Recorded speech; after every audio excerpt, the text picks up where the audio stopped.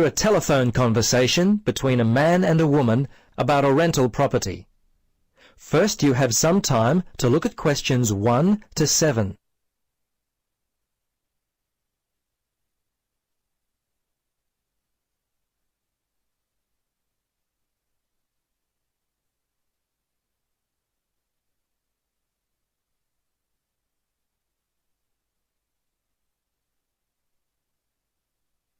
Now, listen carefully and answer questions 1 to 7. Central Realty, Jill speaking. How can I help you? Yes, hello, Jill. I've got a problem, a complaint I wish to register. Who should I speak to? You'll want to speak to Tracy, the residential manager. Just a moment and I'll put you through. Thanks. Hello, this is Tracy. I understand your rent is going to be increased. Yes, this is why I'm calling. I was told that my rent would not be increased for the length of my 6-month contract, which I signed only 4 months ago. What's going on? Is my landlord allowed to do this? I see. Yes. Okay. That seems strange.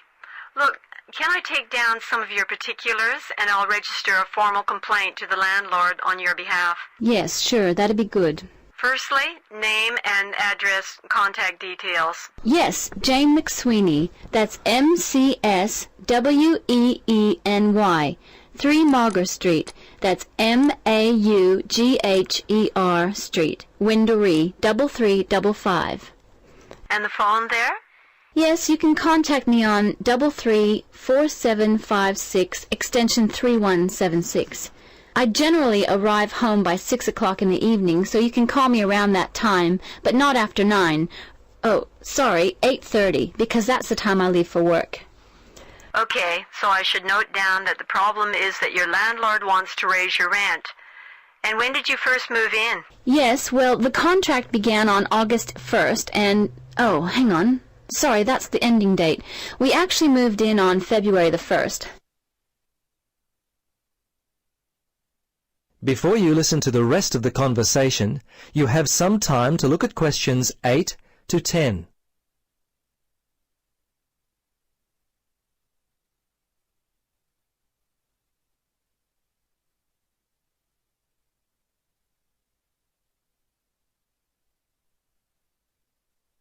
Now, listen carefully and answer questions 8 to 10. Okay, good. Now, if need be, you will have to send a letter to the Rental Tenancy Board. But as I said, first let us approach your landlord on your behalf and see if we can work out the problem before it gets to that situation. I'd be very surprised if you have to send a letter. 95% of these kinds of problems get solved early on. Okay. Now, if you have any problems you need to discuss, feel free to come in and talk with the general manager. In the meantime, if you would just wait until we receive an answer from your landlord, we'll be able to then plan our next step. Is there anything else I could be doing? Well, you could write a letter to the RTB listing all the events as they happened from your point of view. But as I say, hold on to it. Don't send it unless we have to. Well, that's about it for now. Thanks for your call. I'm sure we can sort this out. Thanks very much for your help. I hope we can sort it out too. Bye for now. Yes, bye. That is the end of part 1. You now have half a minute to check your answers.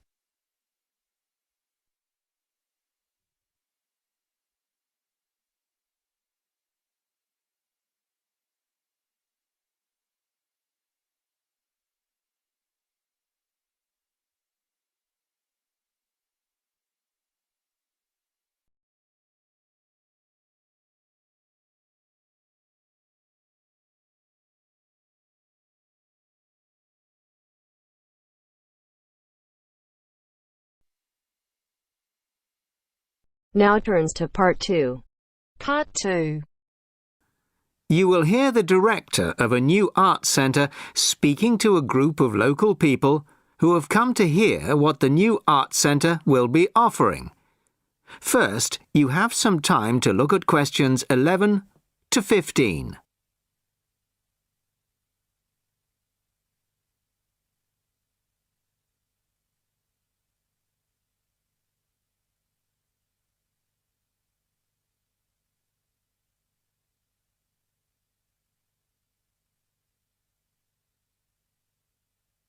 Listen carefully to the first part of the talk and answer questions 11 to 15.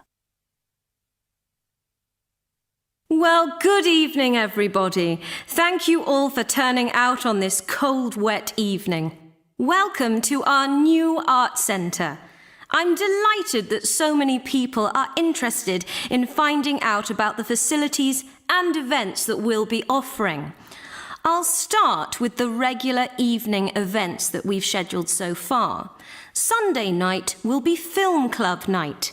Each week, we'll be showing a classic film from the 40s, 50s or 60s. Films will start at 6:45, and afterwards there will be an opportunity to discuss the film in the cafe bar for anybody who'd like to. Tickets for the film will be £5, but the discussion afterwards is free, although anybody who wants to buy me a drink is welcome to do so. On Thursday evenings at 7:30, the auditorium is given over to productions by touring theatre companies. This coming Thursday, we're very excited to be welcoming Pizzazz, a drama company featuring both able-bodied and physically handicapped actors. They'll be performing a rather special version of William Shakespeare's The Tempest, featuring music and dance, as well as dialogue. Fridays and Saturdays will be music nights, starting at 8 p.m, with classical or traditional music on the Fridays and pop rock on the Saturdays.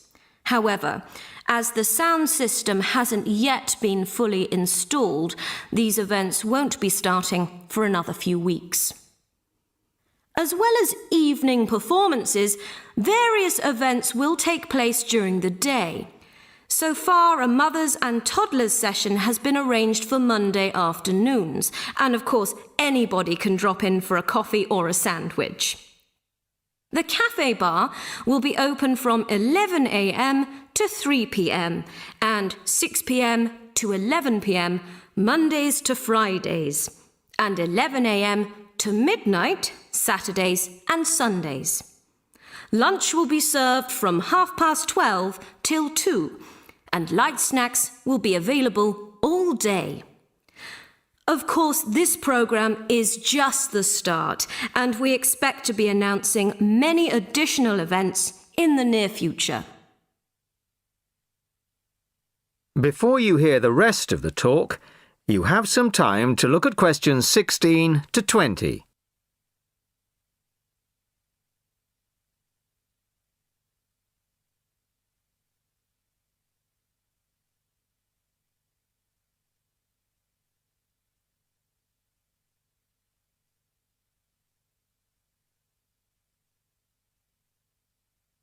Now listen and answer questions 16 to 20. Now I'd like to take this opportunity to tell you about becoming a member. Membership benefits include reduced price tickets, priority bookings, and a monthly newsletter, which will feature the latest details of forthcoming events, plus details of other arts events in the local area. The cost of membership is just £15 a year, which I think is very reasonable. To get a membership card, you'll need to provide us with a passport-sized photo, plus payment, of course, by cash or cheque. We can't accept credit cards, I'm afraid, at least not for the moment. We hope to have credit card payment facilities available in the not-too-distant future.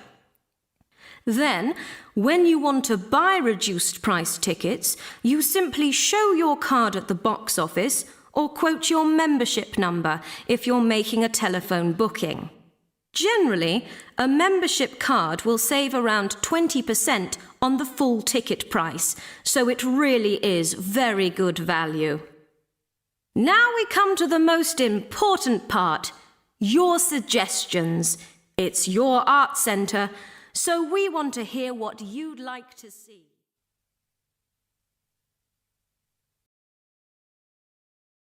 That is the end of part 2. You now have half a minute to check your answers.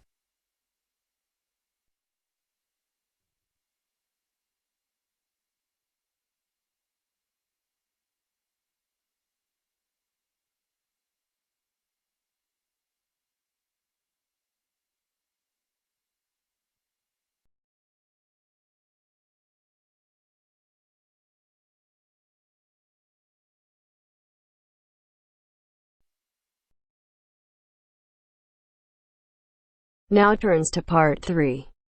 Part 3. You will hear a conversation between a university student and a librarian about using the city archives.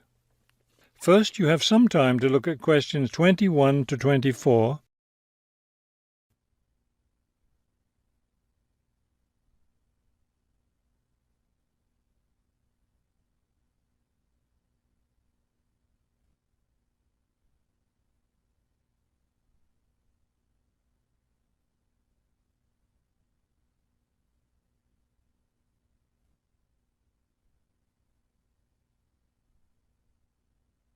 As you listen to the first part of the conversation, answer questions 21 to 24.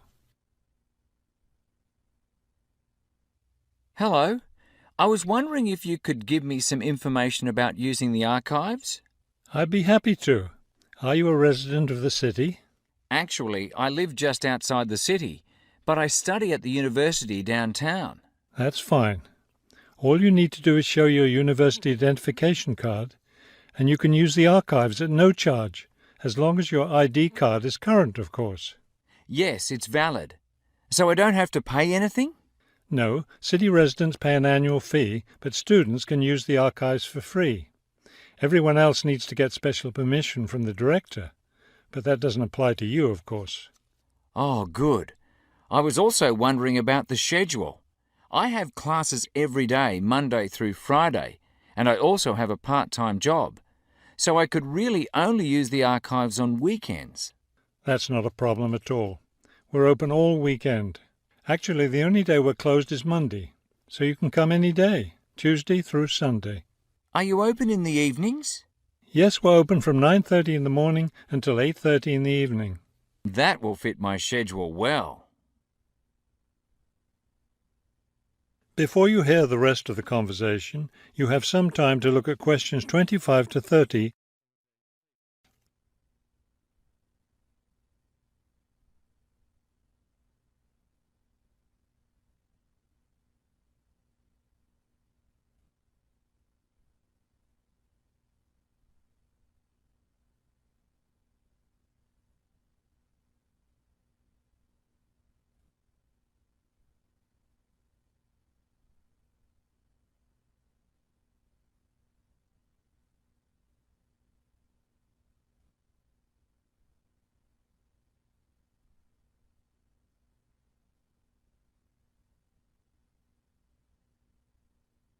Now listen and answer questions 25 to 30. Is there something else I can help you with? Yes. One thing I'll be needing to see for one of my class projects is old photographs. Do you have photographs of the city in the 19th century that I could look at? Yes, we store all the photographs in the basement. Those stairs over there will take you down to the photography collection. Just tell the librarian there what you're interested in, and he'll help you. Those would be 19th century photographs? Yes, the entire collection is there. Now, if you're interested in seeing documents from the 19th century, those are right here on the ground floor. I would like to see some of those documents. Does that collection include newspapers too? No, all the newspapers from the earliest ones in the 18th century up to the current time are on the second floor. Here, let me just give you this map of the archives, and you'll be able to find whatever it is you need. Thank you. Oh, I see you have a whole room devoted to maps. Yes, on the third floor. That's great, because one thing I need to do is look at how the city has developed over time. I'm sure you'll find a lot of helpful information there. Of course, some of the maps are several centuries old, so generally visitors are only allowed to see photographic reproductions of them. That shouldn't be a problem. What's this on the fourth floor? Ogden's Woolen Mill. As I'm sure you know, Ogden's woolen mill was the major entity responsible for the growth of this city in the 19th century. The Ogdeniers gave money for the archives to devote an entire floor to information about the history of the mill. Will I be able to find information about the Ogden family there? Photographs, personal papers, things like that? Probably the family photographs are stored downstairs in the photography collection. The personal papers would be on the 5th floor, where we keep all the personal papers of famous residents of our city. Thank you so much for your help. I'll be able to do a lot of my research here.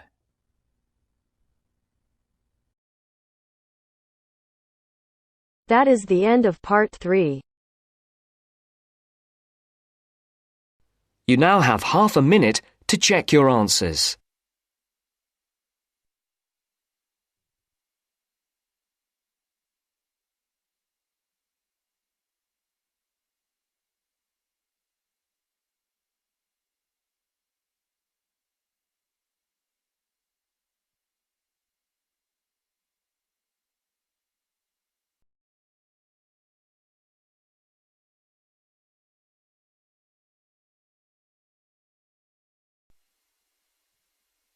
Now turns to part 4. Part 4. You will hear part of a careers advice talk on working freelance. First, you have some time to look at questions 31 to 40.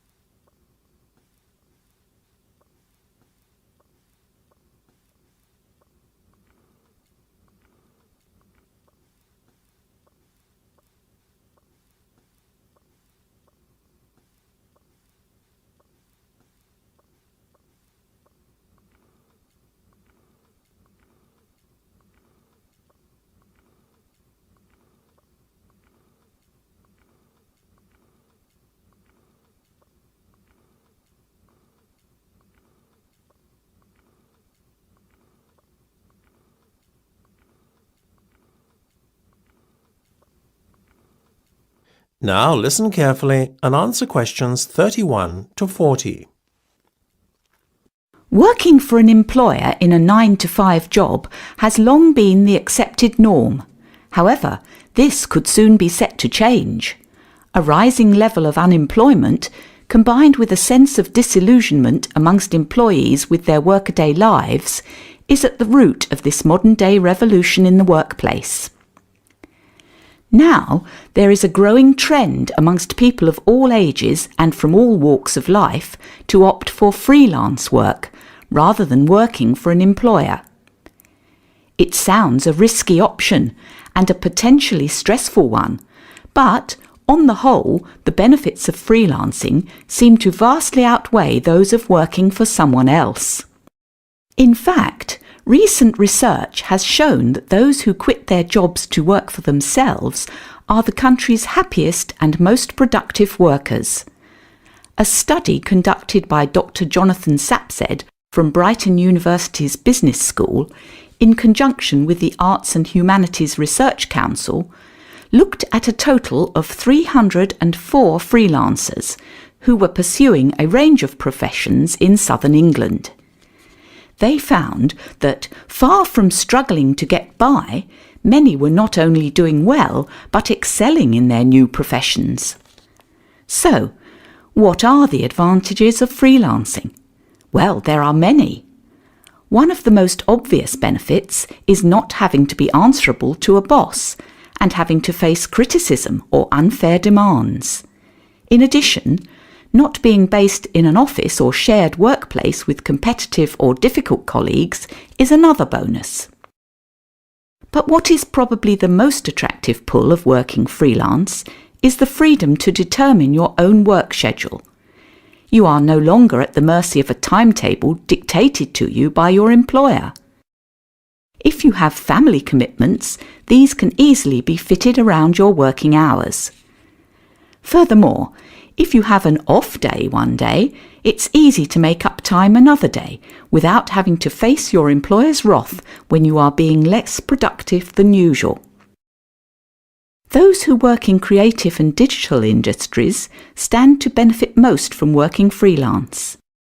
In these fields, workers are at liberty to choose their ideal working location, as they are not restricted to working in a set place. It really is an ideal lifestyle that many would aspire to if they were more aware of the options available to them. Lastly, to add to an already convincing list of benefits from doing freelance work, there is the financial reward.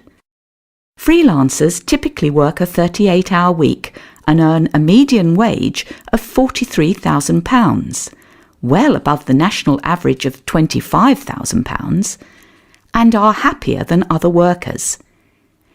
It seems that people are now catching on to the myriad benefits that come with working as a freelancer. Currently, there are about 31 million people in work in Britain, and already 4.6 million are self-employed, thereby displaying the vitality of the freelance economy. In fact, so popular is freelancing becoming that it has even been suggested that the government needs to devise a new tax and other policies to support freelancers.